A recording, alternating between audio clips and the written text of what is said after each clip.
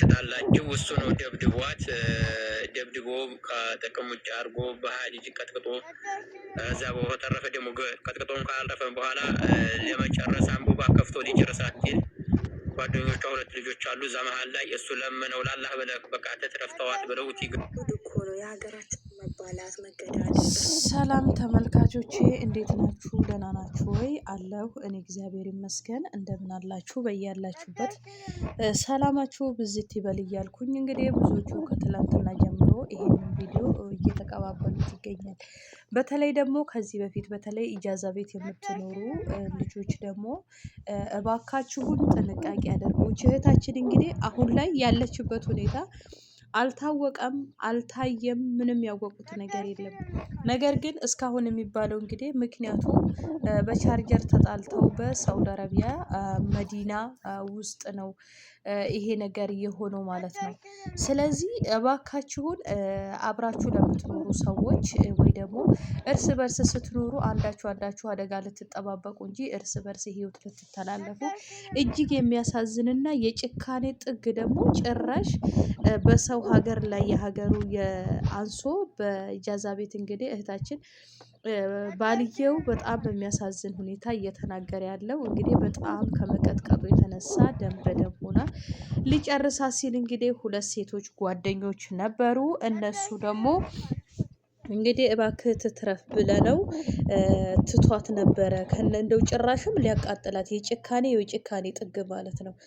እባካችሁ ሰው መማታትም መጣላትም ያለ ነው። ግን ይሄን ያህል የጠላትነት ያህል የሚመስል እውነት ለመናገር በጣም ነው የሚያሳዝነው። አሁን ላይም ጓደኞቹም ተጠርተው የሁለት ሴቶች ጓደኞች ያሉት ነገር አለ። እስኪ ቪዲዮውን እናዳምጠውና እንመለስ ብሎ ተከትሎ እሱ ከሴቶቹ በፊት ተከትሎ ወጥቷል አሉ እሷ ጋር ማለት ነው። ከዛ በኋላ ያለው ነገር ምንም ነገር የለ። እነሱ ሴቶቹ ግን በኋላ ላይ ውጭ ከወጡ በኋላ ለኔ ደውለው የነገሩኝ ሚስት ሞታለች ቶሎ ድረስ ነው ያሉኝ ማለት ነው። እዛ በአካባቢው ላይ እኔም ደርሻለሁ። ደርሼ የሚያገኘሁት ነገር የለም። ደም በቀር ሌላ ነገር አላገኘሁም። ግን ደንግጬ ስለነበረ አካባቢውን እኔ ልቀርጽ አልቻልኩም። አይምሮ የማውቀው ነገር የለም። አይምሮ ሌላ ቦታ ነው የሚያስበው። ካለች ወይ ሙታለ የሚለው ላይ ስለሆነ ጭራሽ ወደዛ ግንዛቤ አላደረኩም። ወላሂ በቃ ወደ ውጭ መልሼ ወጥቼ ደሙን እየተከተልኩኝ ወደፊት ነው የሄድኩት። እዛ አካባቢ ደግሞ ሱቅ ነው አካባቢው ቁባ ይባላል፣ ህይወት ይባላል አካባቢው ማለት ነው። በላጥ ነው ወደዚህ ሱቅ ነው። ሁሉም አካባቢ ሱቅ ነው።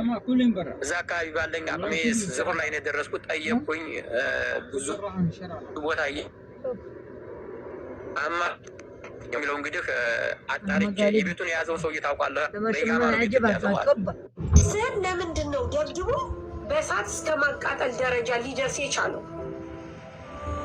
እንግዲህ ልጆቹ እንደሚሉ ከሆነ የሆነ ሻሃን ገመድ ጠፋሉ። ያን ሻሃን ገመድ ሲጠፋ ከዛ በኋላ ያን ሻሃን ገመድ የጠፋ ጊዜ የሻሃኒቱ ባለቤት በትሩን እሷ ላይ ጀመረ። እነኞቹ ደግሞ ሴት ስለሆነ አልቻልነውም፣ ቁመንጨር ዝም ብለን ነው ጠገበ ደብድቦ የጨረስታ ጊዜ ደም በደም ካረጋል በኋላ ሞተችልና እንደገና ለጨረሳ ብሎ አንቦባ ሊለኩስ ሲነሳ ነው የጮህ ነው እንጮህ። የዛ ጊዜ ለቀቀልን አንቦባው። ከዛ በኋላ ልጅቱ ደም ግፊት አሯሩጧት ወደ ወጥታ በመስኮት ትዝለል በጣቃት ትዝለል የምናውቀው ነገር የለም ያሉኝ ማለት ነው። እንግዲህ ቤተሰብ ያው የባሏ እንግዲህ ተመልካቾች እንደሰማችሁት የባሏ ሪከርድ ነው የሰማው መረጃ። እኔ እዛ ስደርስ ቦታው ወይ ደግሞ ደም በደም ብቻ ነበረ። ሰፈሩ ደግሞ ኮብልስቶን እና ሱቅ ነው። በዛ ሰዓት ወዴት ሄደች? ልጆቹ ደግሞ ደሟንትን ብሎ ዘላ በመስኮት ወጣ የት እንደሄደች አላየናትም ብለው ሁለት ሴት እህቶች እንግዲህ ጓደኞቿ እያሉ አንደኛ ገድሏትን ሊደብቃት ይችላል። እንደዛ እሳት ሊለኩስባት ሊያነዳት የቻለው በቻርጀር ምክንያት ይሄ ሁሉ ስቃይና መከራ የሚያደርስባት ለምን? መጣላት ያለ ነው። እና ሌላ ደግሞ ሚዲያ ላይ ከምትመጡ ሳውዲ አረቢያ የፍትህ ሀገር ናት፣ የህግ ሀገር ናት የእውነት። ስለዚህ ወደዛ ብታመለክቱ እዛ ሰፈር ያለ ካሜራ ይፈተሻል። እቺ ልጅ ምን እንዳረጋትና ምን እንደሆነ ሊደረስበት ይችላል። ስለዚህ ማድረግ ያለባችሁ ነገር ቢኖር ወደ ህግ ሄዳችሁ ማመልከት ነው።